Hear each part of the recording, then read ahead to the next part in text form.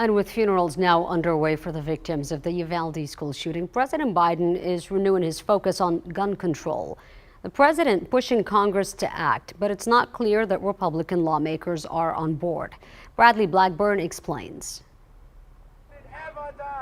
From California to Pennsylvania to Minnesota, yesterday students made their voices heard. Hands up! Don't shoot! Hands up! Don't shoot! A coast-to-coast school walkout calling for gun reform, though they know Washington has been paralyzed on the issue for years. I am basically the Sandy Hook generation. I was in kindergarten when it happened. My entire life has revolved around that. But President Biden hopes this time is different. At the White House Tuesday, he said he will press lawmakers to focus on guns. I've been to more mass shooting aftermaths than I think any president in American history, unfortunately. In the wake of mass shootings in Uvalde and Buffalo, a bipartisan group of senators is working to find common ground. They met yesterday to discuss things like background checks, red flag laws, and money for school safety and mental health programs.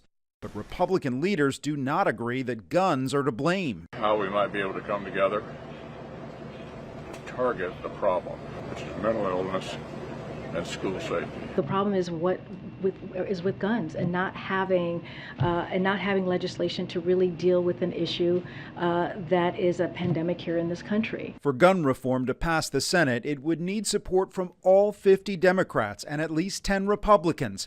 The White House says President Biden is also looking into executive action on gun control. Bradley Blackburn, CBS News, New York. Well, that bipartisan group of senators has set a 10-day deadline to try to reach a compromise. It's led by Connecticut Democrat Chris Murphy and Texas Republican John Cornyn, who called the conversation yesterday constructive.